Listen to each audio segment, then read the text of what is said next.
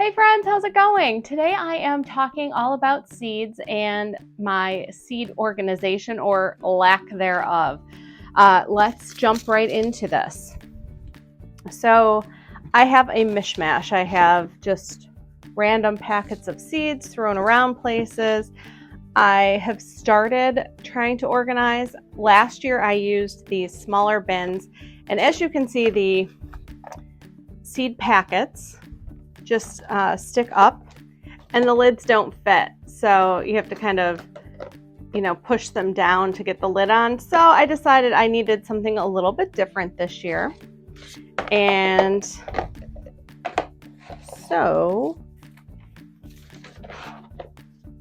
I started to move seeds over to this shoebox container, which still isn't quite tall enough for some of the seed packets. Most of the seed packets that are this size, standard seed packets, fit just fine.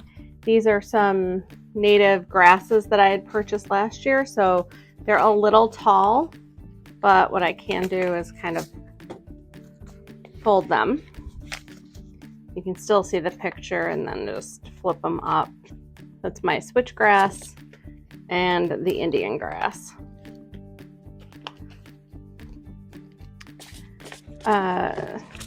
So in terms of seeds, where do I get my seeds? A variety of places. I ordered from Johnny's. I've gotten seeds from just local, box stores. Like I definitely purchased from Home Depot. Definitely got some from Value. I've purchased from local garden centers that have seeds out.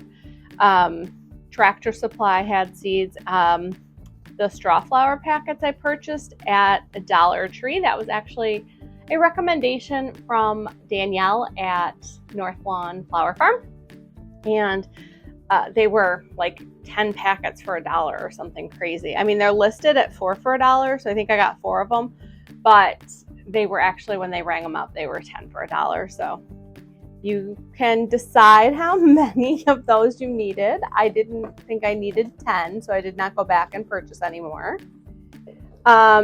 I've also ordered from thegardenersworkshop.com, and they have very good delivery time. It was like 2 days later I got the order. I think I ordered in the morning, and by the afternoon I had an email saying, thank you for your order, we've shipped it out. So kudos to them.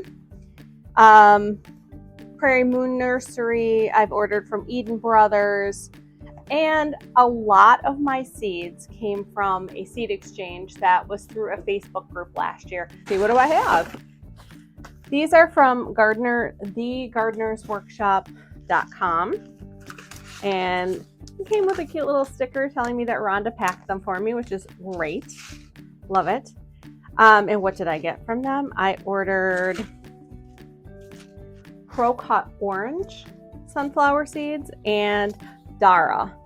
So this is a Cool Season hardy annual. So I will be very early spring planting this one. So I'm excited to have that on hand. And the Pro Cuts are a single stem sunflower. I got orange, and I also have Horizon. But back to seed organization. Okay, so today what I really want to focus on is organizing this hot mess of seeds. And I think I'm just going to, kind of turn on the video.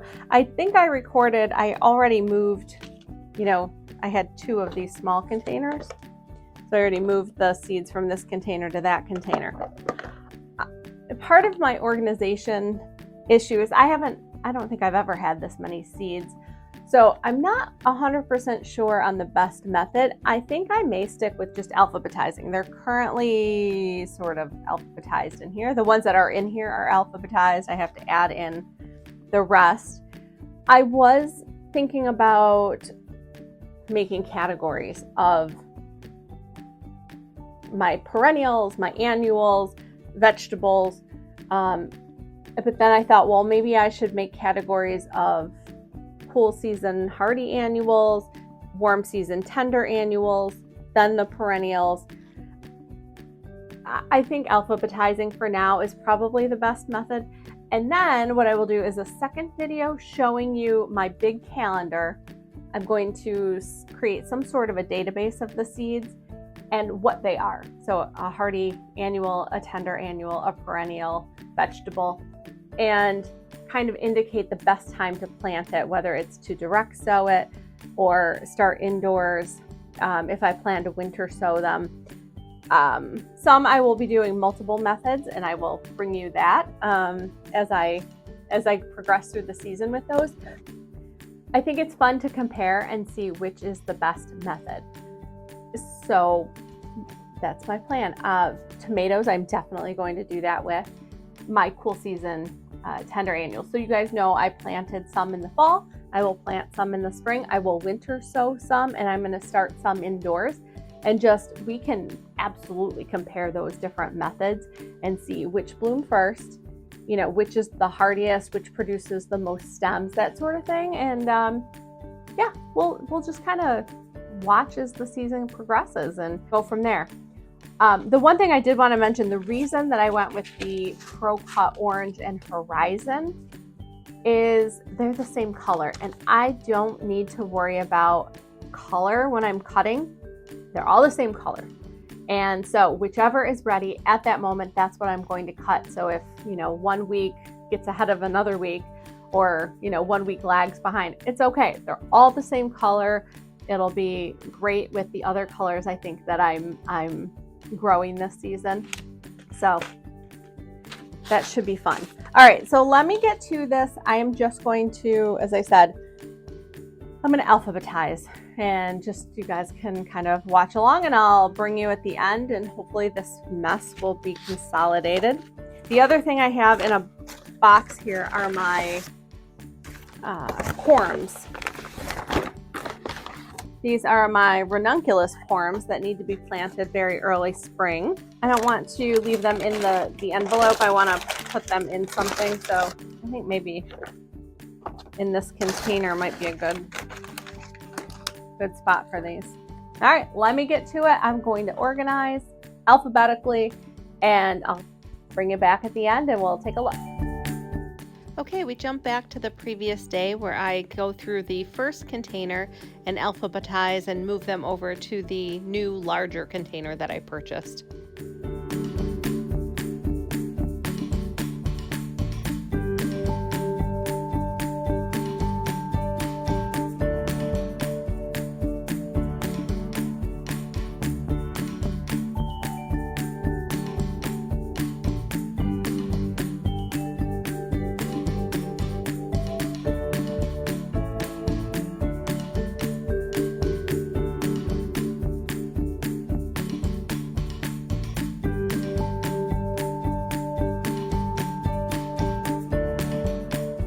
Okay friends, we're back and I got mostly organized here. So I have my corms in this container. They are labeled. Let me see if I can show you that corm a little better. I'm not sure if you can see that. Try to stick a picture up of the corm. So I have the ranunculus happy mix, which is I think a little bit of a brighter mix. And this one just says mix. I will look up to see what I ordered from Eden Brothers in terms of ranunculus and let you know what the mixes look like. So let me just put these away. They don't have too long to stay in a container because I'll be soaking them to get them planted out very early spring. I have two packets that are empty. I used up all the seeds. This was the California Giant Zinnia Mix, which I just enjoyed in the garden. So I think I'm going to plant the California Giant Mix again in the garden. Blue Grama Grass, I attempted to winter sow last year, and I think this was just plain old user error. I didn't have enough soil in the container. So I want to try it again because I think that would be a fun addition to the garden as well. So these are garden, not for cut flowers, just adding to the garden. So I want to hang on to the packet so that I can find replacements for those. All right, and then in the big container. Da-da-da. Okay, so they are alphabetically organized with the exception of this old-fashioned garden mix that I have at the end. This is just an annual mix of flowers. So I like to try this in the pollinator garden this coming season. So I may just spread some seeds, see what happens there. I do have a good section. The S's are a really big section. So snapdragons and sunflowers, I have a lot of varieties of those. And I have quite a few varieties of tomatoes now. This year I'm going to be trying the Good Hearted tomato, and I got a hybrid grape tomato from Johnny's. Let me find the name of it just to tell you what I'm trying. Valentine F1 organic hybrid grape tomatoes by Mofga, M-O-F-G-A. So Johnny Seeds. Like I said, I am going, so that's my organization. I feel like a weight has been lifted. Much better. I just need to now, this is what I have been reduced to, so not bad. What I need to do now is a spreadsheet of some sort and get organized as to when I'm going to be starting all of these seeds, what method I'm going to be using, etc. So I will get working on that, and I'll bring you guys along for part of that journey and show you what the spreadsheet looks like, and we'll walk through the calendar and how I arrived at the dates when I'm starting things, because it is typically based on not your zone so much. When you're talking about spring planting, you're not overwintering anything, so your zone doesn't really have anything to do with it. It is more based on your last expected frost for your area. And then you start backing up from there. And you have to look at, is this a tender annual, so it needs to be planted out after the frost? Or is it a hardy annual that can be planted out before the frost?